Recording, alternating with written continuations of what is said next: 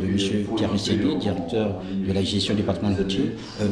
Missingui, le ministre dit tout à l'heure, aujourd'hui c'est vous qui êtes à l'honneur finalement. Grande est ma joie parce qu'on voit sur toute une décennie que notre direction a été créée, mais aujourd'hui reste aujourd'hui parce que nous attendions cette occasion depuis longtemps, parce que nous sommes partis d'une date. Monsieur le ministre nous a envoyé en août 2014 prendre contact avec l'hygiène et au retour nous avons eu 3 contacts avec la directrice régionale qui est basée à Libreville et c'est elle qui est venue travailler avec nous. Nous avons monté le terme de référence et le 16 décembre 2014 était la date à laquelle nous attendions et c'est cette date-là à laquelle nous avons eu à signer les termes de référence qui était le début d'une grande chevauchée. En fait, son absence n'a été que matérielle. C'est un aboutissement aujourd'hui. C'est le grand aboutissement aujourd'hui. En fait, comme le saut de puce où on a hier eu l'utilisation du papier, aujourd'hui ça sera au niveau numérique. Est-ce que vous pouvez nous expliquer l'apport exact de l'hygiène pour ce contrat? Comme vous le saviez, c'est depuis 1993 que la première carte routière que je tiens a été imprimée avec le concours du CERGEC. Et depuis là, les données étaient devenues obsolètes. Et comme vous venez de l'entendre, depuis 2009, sous l'impulsion de M. le Président de la République, beaucoup de routes ont été construites. Et le linéaire d'hier qui existe sur ces cartes ne correspondait pas bien. Et donc, il a fallu la grande décision de M. le ministre Émile Ouesso pour arriver à cette grande décision. Et notre partenaire d'aujourd'hui, qui est l'hygiène, est mieux placé pour nous apporter cette technologie et cette expertise. Oui, juste avant de continuer, vous parlez de beaucoup de routes. Est-ce que vous pouvez chiffrer exactement le kilométrage actuel? Mais vous venez de déploiement du Congo. Vous venez de l'entendre avant que M. Émile Ouesso, ministre de l'équipement du travail public, arrive aux affaires. Il y avait à peine près de 1200 km de routes bitumées. Aujourd'hui, nous sommes à 3000 km. Les routes aménagées étaient à moins de 3000. Aujourd'hui, nous sommes à 8000 routes aménagées et latérité. Et donc, le linéaire d'hier ne correspond plus à celui d'aujourd'hui. Et donc, il a fallu une grande décision pour arriver à matérialiser cela sur une nouvelle carte. Et donc, le protocole d'accord que nous venons de signer aujourd'hui reprend quoi? Au demeurant, il y a une étude de faisabilité de la mise en route de la base de données routières. Ensuite, en relation avec notre direction, nous allons constituer un référentiel routier. La troisième composante sera la mise en place. Donc, une fois nous avons toutes les données routières, la troisième composante sera la mise en place de cette base de données routières opérationnelle pour permettre à notre ministère de bien programmer ce qu'il a programmé comme travaux d'entretien routier. Parce que toutes les routes qui sont en train d'être construites, c'est bien de les construire, mais l'entretien doit suivre le lendemain. Et donc, en fonction de la base de données routières, nous aurons une programmation annuelle et pluriannuelle de l'entretien routier. Alors, concrètement, Pierre Missingui, pour les Congolais, que doivent-ils attendre de ce protocole d'accord? De ce protocole d'accord, il y a beaucoup à attendre. Dès que nous allons repartir au pays, l'hygiène va être payée. Dans la semaine qui suit, les experts de l'hygiène vont descendre au Congo pour descendre à travers tous les départements avec les cadres du ministère de l'équipement du travail public, procéder à la collecte des données. Et la première composante à mettre en place, c'est faire l'impression de la nouvelle carte routière. Le premier travail que nous allons attendre, que les Congolais vont attendre, c'est l'impression de la nouvelle carte routière grâce aux nouvelles données routières que nous allons collecter ensemble avec les experts de l'hygiène. Est-ce que c'est là en 2015 ou un peu plus tard? Tout dépendra de notre ministre, parce que tous les dés sont jetés, toute la programmation financière est déjà arrêtée, et donc ça ne dépend que de l'hygiène d'être même de demain au Congo. Alors, Pierre Missigny, on a parlé des Congolais, on va évoquer le volet touristique ou financier. Aujourd'hui, le Congo est un pays touristique, mais sauf que les Congolais déjà à l'intérieur ont du mal à se déplacer d'un coin à l'autre du pays, malgré les efforts, puisque les routes ne sont pas connues. Est-ce qu'il y a un plan de communication aujourd'hui pour inciter les Congolais, notamment dans le tourisme local?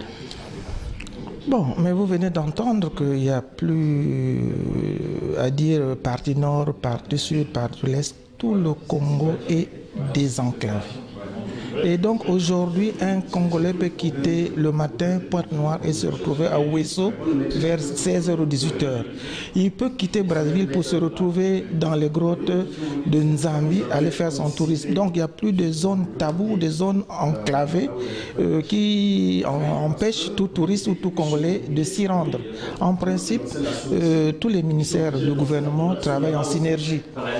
Nous, au niveau de notre ministère, nous construisons les routes, quitte aux autres ministères d'apporter l'hôtel, d'apporter les auberges, d'apporter, soit pour le ministère, par exemple, de la communication, apporter la communication, l'Internet, de façon transversale, parce que nous travaillons, les ministères travaillent en synergie. Et donc aujourd'hui, il n'y a plus à se dire que non, telle partie est enclavée, telle partie est désenclavée. Tout le Congo est désenclavé. Alors, à propos de désenclavement, on sait quelle est la situation géographique du Congo.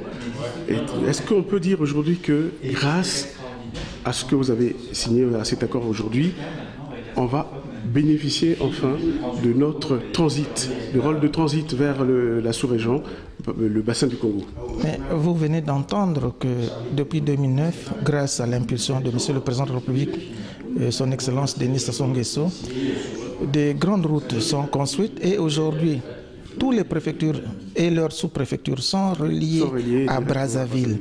Il y a les grands bassins de production qui sont reliés. Aujourd'hui, un cultivateur, une maman maraîchère ne peut plus faire de l'autoconsommation. Tout ce qu'elle produit à la minute, à l'heure, quand c'est placé au bord de la voie, tout est arraché. Nous étions il y a 2 semaines à Kélé. Hier, quand vous arrivez à Kélé, vous pouvez trouver du gibier, de beaucoup de choses. Mais aujourd'hui, avec la route, l'océan du Nord arrive jusqu'à Kélé. Vous dormez même affamé à Kélé parce que tous les produits sont enlevés à la minute qu'ils sont placés au bord de la voie. Donc aujourd'hui, la route amène le développement, mais la route amène aussi la famine. Parce que si on ne produit pas beaucoup, c'est difficile. Mais vraiment, le Congo, en 2015, n'est plus le Congo de 1960 grâce à la route, grâce à la politique de désenclavement prônée par le président de la République. Pierre Missigny, vous êtes le patron du patrimoine routier congolais. Nous avons évoqué avec vous ce qui concerne aujourd'hui les grands axes routiers. On voit très bien que le pays avance. On va revenir avec vous dans les cadres urbains. On constate quand même depuis quelques temps que le patrimoine routier congolais dans les grandes villes est quasiment pas entretenu et parfois en état de délabrement.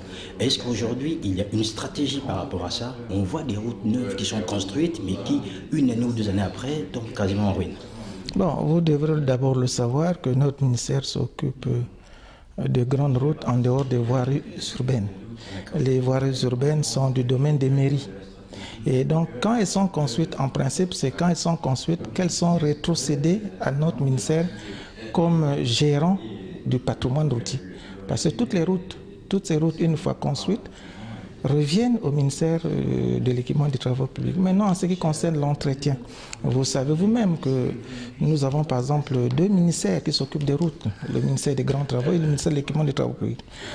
Tous les travaux dépassant 1 milliard sont du domaine des grands travaux et nous, ministère de l'équipement des travaux publics, nous nous occupons que des travaux évalués à moins d'1 milliard. En ce qui concerne l'entretien, une fois toutes les routes sont construites, elles reviennent au ministère de l'équipement de l'entretien, le ministère de l'équipement et des travaux publics pour leur entretien.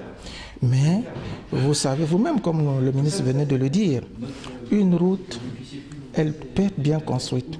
Mais si le lendemain, elle n'est pas entretenue, que ce soit la route aménagée qui est en latérite, une route en latérité, En principe, après 2 ou 3 pluies, s'il n'y a pas une politique, par exemple, des barrières de pluie, une fois les camions passés sous la pluie, vous ne pouvez plus reconnaître que cette route a été latérité.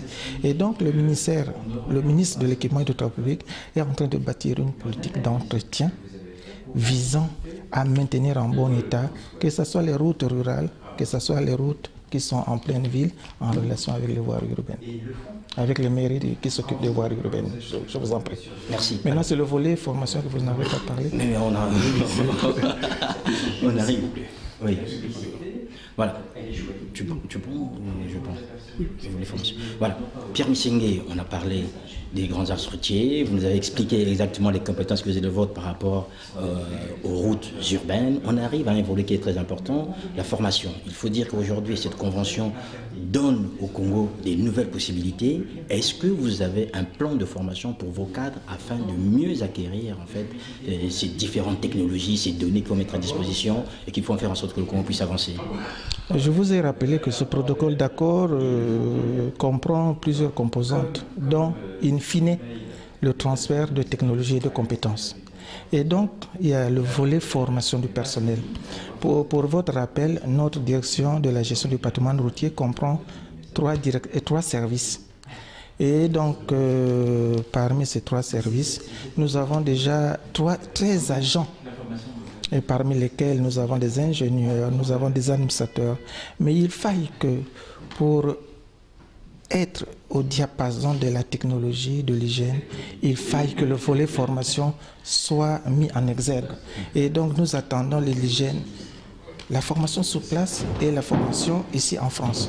Et je crois que Monsieur le ministre y tient beaucoup dans cette politique. Je vous remercie. Merci beaucoup. Je vous remercie. Merci beaucoup. Merci.